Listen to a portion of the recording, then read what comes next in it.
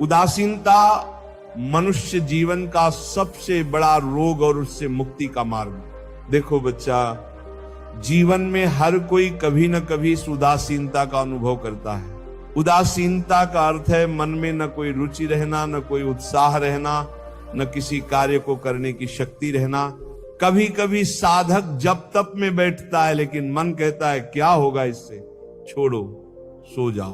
कभी गृहस्थ कार्य करता है पर मन कहता है कोई लाभ नहीं, छोड़ो। ये उदासीनता धीरे धीरे मन को रोगी बना देती है। भाई बहनों, जब ये स्थिति अधिक बढ़ जाती है तो मनुष्य जीवन से अधिक मृत्यु को पसंद करने लगता है। कितने लोग आज आत्महत्या तक कर बैठते हैं केवल इसी उदासीनता और निराशा के कारण। और आश्चर्य की बात यह है कि ये रोग धीरे धीरे छुपकर हमारी आदत बन जाता है। हम काम अधूरा छोड़ देते हैं, संकल्प करते हैं पर निभा नहीं पाते। कभी भजन शुरू किया, बीच में छोड़ दिया। कभी व्यापार शुरू किया, अधूरा छोड़ दिया। कभी रिश्ते बनाए, निभा ना पाए। क्या हमारे साथ ऐसा नहीं होता? प्रश्न उठता है, ये उदासीनता आखिर आती कहां से है? क्या ये समाज के कारण है, परिवार के कारण है, या परिस्थितियों के कारण है? सोचो, बच्चा पतझड़ में पत्ते झड़ते हैं, क्या ठंडी हवा पेड़ों की शत्रु है? नहीं, हतु तो अपना काम करती है। पेड़ को पत्तू के अनुसार ढलना पड़ता है। वैसे ही समाज न किसी का मित्र है न शत्रु। समाज को जिससे लाभ मिलता है वह उसका मित्र बन जाता है। हम जिसे लाभ देते हैं वह हमें प्रेम करता है। हम जिसे दुख पहुंचाते हैं वह हमें शत्रु मान लेता है। तो समस्या समाज में नहीं है, समस्या हमारे भीतर है।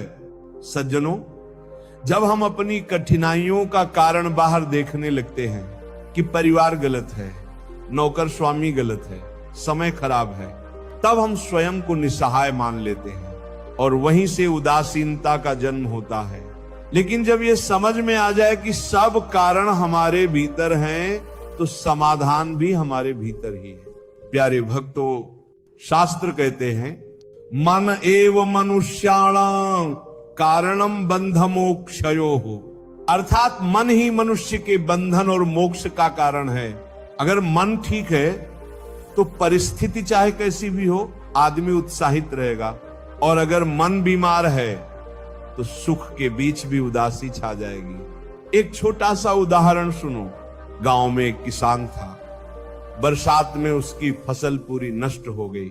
गांव के लोग बोले अब तो ये आदमी उदासीन हो जाएगा, हताश हो जाएगा। पर उस किसान ने कहा फसल मेरी नहीं बची पर उत्साह मेरा है। धरती तो वही है, बीज भी वही है, मैं फिर से बो दूंगा। वह हंसते हुए हल लेकर खेत में निकल गया। लोग चकित रह गए। भक्तों, यही है अंतर। कोई परिस्थिति को देखकर टूट जाता है, कोई परिस्थिति के बावजूद खड़ा हो जाता है। अब सोचो बच्चा, उदासीनता से छुटकारा कैसे मिले? केवल एक उपाय है, स्वयं में परिवर्तन। हम समाज को नहीं बदल सकते, समय को नहीं बदल सकते, पर स्वयं के दृष्टिकोण को बदल सकते हैं। साधकजनों, जब मन कहे सब बेकार है तब आप मन से कहो नहीं, प्रभु के नाम से सब कुछ संभव है। जब मन कहे कुछ करने का मन नहीं है तब आप एक माला हाथ में उठाओ और नाम जप शुरू कर दो। नाम जप से बड़ी कोई औषधि नहीं। नाम जप से मन की उदासी मिट जाती है। नाम जप से आलस्य, निराशा, उदासीनता सब भाग जाते हैं। संत कबीरदास जी कहते हैं मन के हारे हार है, मन के जीते जीत।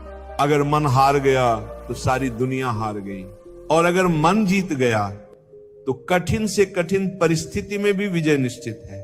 प्रेमी आत्माओं, उदासीनता से बचने के लिए 3 बातें याद रखनी चाहिए।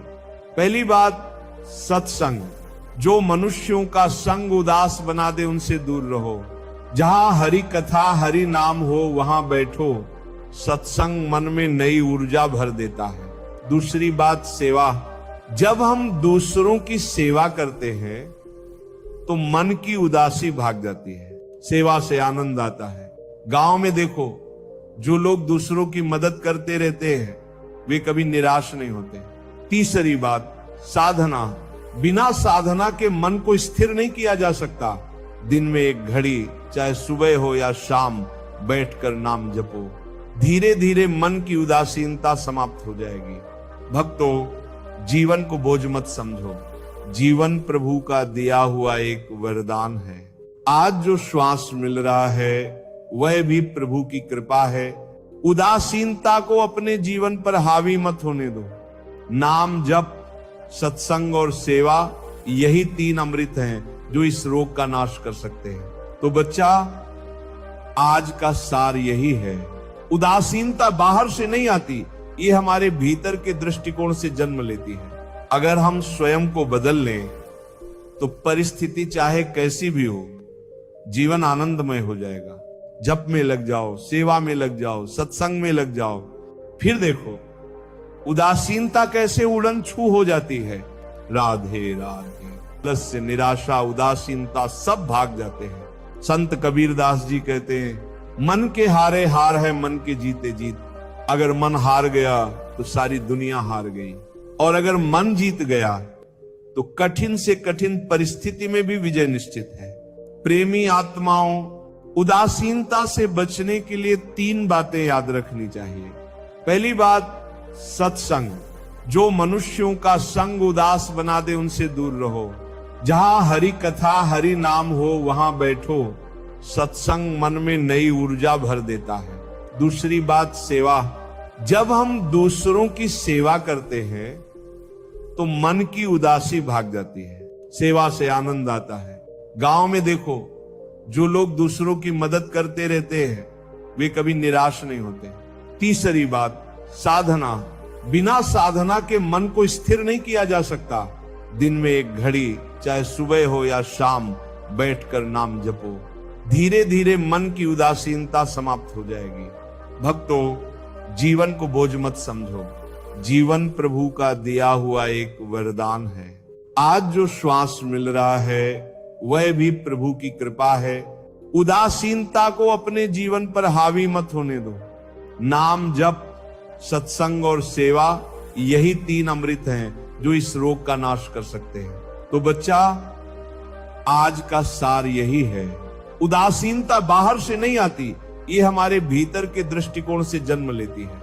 अगर हम स्वयं को बदल लें तो परिस्थिति चाहे कैसी भी हो, जीवन आनंदमय हो जाएगा। जप में लग जाओ, सेवा में लग जाओ, सत्संग में लग जाओ, फिर देखो उदासीनता कैसे उड़न छू हो जाती है। राधे राधे।